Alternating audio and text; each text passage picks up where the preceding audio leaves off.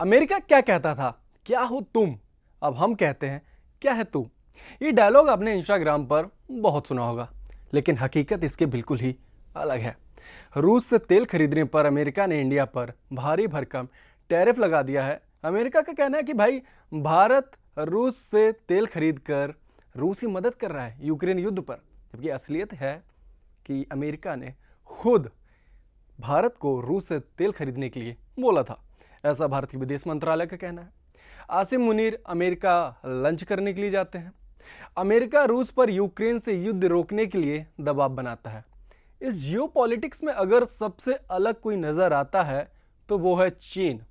वही चीन जिसकी विस्तारवादी नीति जग जाहिर है।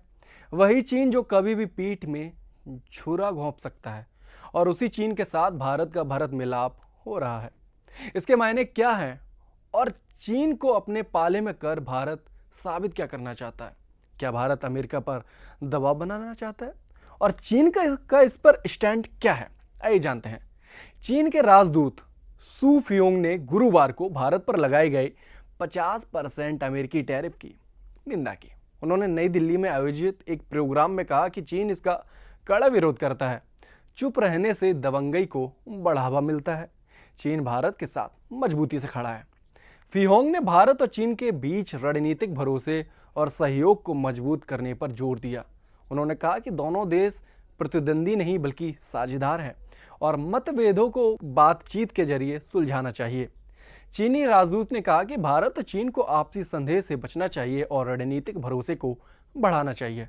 दोनों देशों के लिए एकजुटता और सहयोग ही साझा विकास का रास्ता है, ऐसा चीनी राजदूत बोल रहे हैं। वही चीन जिसका अक्सर हमसे विवाद रहता है, वही चीन जो पाकिस्तान का बेस्ट फ्रेंड है, वही चीन आज ये बातें बोल रहा है।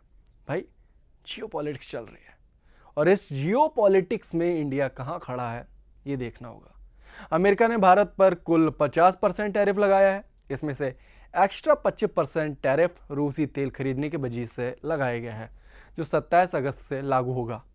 अमेरिका का कहना है कि भारत के रूसी तेल खरीदने की वजह से रूस को यूक्रेन जंग में मदद मिल रही है। फिहोंग ने ग्लोबल हालात पर कहा कि दुनिया इस समय बड़े बदलावों से गुजर रही है और ऐसे में भारत चीन रिश्तों का महत्व और बढ़ गया है। उन्होंने कहा कि भारत और चीन एशिया की आर्थिक प्रगति के दो इंजन हैं। हमारी दोस्ती न सिर्फ एशिया बल्कि पूरी दुनिया के लिए फायदेमंद है। फियोंग ने कहा कि एससीओ समिट के लिए पीएम मोदी चीन यात्रा दोनों देशों के संबंधों को नई गति देगी। पीएम लास्ट अगस्त में चीन से पहले जापान जाने वाले हैं। उनकी आधिकारिक विजिट की घोषणा कर दी गई है। विदेश मंत्रालय ने बताया है कि वो पहले चीन से पहले जापान जाएंगे, उसके बाद वो चीन जाएंगे। 1 सितंबर तक चीन के तियानजिन में होगी उनकी मुलाकात शी जिनपिंग से। हाल ही में चीनी विदेश मंत्री वांग यी ने पीएम मोदी से मुलाकात कर उन्हें चीनी राष्ट्रपति शी जिनपिंग का निमंत्रण पत्र सौंपा था। मोदी ने निमंत्रण स्वीकार करते हुए कहा कि वह शी जिनपिंग से तियानजिन में मुलाकात के लिए उत्सुक है। चीनी राजदूत ने कहा कि पिछले साल रूस के कजान में पीएम मोदी और चीनी राष्ट्रपति शी जिनपिंग की मुलाकात हुई थी, जिसके बाद से भारत और चीन के रिश्ते लगातार बेहतर हो रहे हैं। दोनों देश एक दूसरे के हितों का सम्मान कर रहे हैं और आपसी समझ बढ़ा रहे हैं। इस दौरान कैलाश मानसरोवर यात्रा फिर से शुरू होना भी एक बड़ा कदम है। भारत और चीन ने हाल ही में उत्तराखंड के लिपुलेख दर्रे के रास्ते फिर से व्यापार शुरू करने पर सहमति जताई है। यह फैसला 18-19 अगस्त को चीनी विदेश मंत्री वांग यी की भारत यात्रा के दौरान हुआ। बातचीत में लिपुलेख के साथ सिपकिला और नाथुला दर्रा से भी कारोबार बहाल करने का फैसला लिया गया है। भारत और चीन के बीच लिपुलेख के रास्ते 1954 से व्यापार हो रहा है, जो हाल के सालों में कोरोना और अन्य वजह से रुका हुआ था। अब दोनों देशों ने इसे फिर से शुरू करने का फैसला किया है, लेकिन चीन पर विश्वास नहीं किया जा सकता। चीन कभी भी पीठ में छुरा घोंप सकता है और भारत को भी ये बात पता है। भारत कैसे चीन को डील करेगा ये तो भारतीय विदेश मंत्रालय जानता है। कैसे भारत का चीन के साथ भरत मिलाप हो रहा है ये हम जानते ही हैं, लेकिन क्या भारत की अब जियोपॉलिटिक्स बदल रही है? क्योंकि भारत ने ऑपरेशन सिंदूर के बाद देख लिया कि उसकी जियोपॉलिटिक्स में कितना दम है। अब भारत की जियोपॉलिटिक्स कैसी होगी? क्योंकि आप देख सकते हैं कि भाई जिस चाइना से भारत की दुश्मनी रहती है, अक्सर सीमा पर विवाद रहता है, वो भारत अब चीन के साथ खड़ा है, हिंदी चीनी भाई भाई हो रहा है। वहीं पाकिस्तान तो और भारत का जानी दुश्मन है, और वहीं चीन पाकिस्तान का बेस्ट फ्रेंड है। भाई दो पड़ोसी हैं हमारे, लेकिन जियो पॉलिटिक्स हो रही है। लेकिन इस समय इंडिया के स्टैंड क्या है? उसे और रूस से भी दोस्ती निभानी है, उसे अमेरिका से भी दोस्ती निभानी है, उसे चाइना से भी दोस्ती निभानी है, और इन तीनों के सामने पाकिस्तान को खड़ा करके उसकी असलियत दिखानी है। लेकिन भारत ये करेगा कैसे? आपको बता दूं कि चीन के साथ हमारा जो विवाद हुआ था वो लद्दाख में हुआ था। 15 जून 2020 को चीन ने ईस्टर्न लद्दाख के सीमावर्ती इलाकों में एक्सरसाइज के बहाने सैनिकों को जमा कर लिया था। इसके बाद कई जगह पर घुसपैठ की घटनाएं हुई थी। भारत सरकार ने भी इस इलाके में चीन के बराबर संख्या में सैनिक तैनात कर दिए थे। हालात इतने खराब हो गए थे कि एलएसी पर गोलियां भी चली। इसी दौरान 15 जून को गलवान घाटी में चीनी सेना के साथ हुई झड़प में 20 भारतीय सैनिक भी शहीद हो गए थे। देखिए, एलएसी पर एक समझौता है कि आप गोलीबारी नहीं कर सकते, और इसका पालन भारतीय सेना और चीनी सेना दोनों करते हैं। एलएसी मतलब लाइन ऑफ एक्चुअल कंट्रोल। वो कोई सीमा विवादित है, उसको इसलिए एलएसी का नाम दिया गया है। भारत और चाइना दोनों में इस चीज़ को लेकर विवाद चलता है, इसीलिए एलएसी है, लाइन ऑफ एक्चुअल कंट्रोल। इस तरफ चाइना है, उस तरफ भारत है। लेकिन चीन की आदत है, विस्तारवादी नीति के चलते वो हमेशा घुसपैठ करने की कोशिश करता है। मतलब एक समय तो हालात इतने खराब हो गए थे कि उसने 1-2 किलोमीटर अंदर तक घुसपैठ कर दी थी, लेकिन भारतीय सैनिकों ने उन्हें खदेड़ दिया।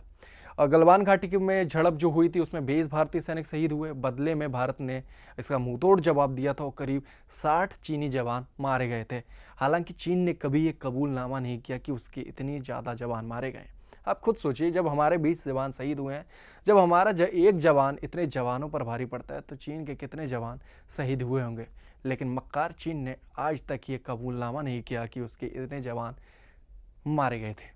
इस घटना के बाद दोनों देशों के रिश्ते काफ़ी ज़्यादा तनावपूर्ण हो गए थे, लेकिन बाद में पीएम मोदी और राष्ट्रपति जिनपिंग की मुलाकात से इनमें सुधार शुरू हुआ है।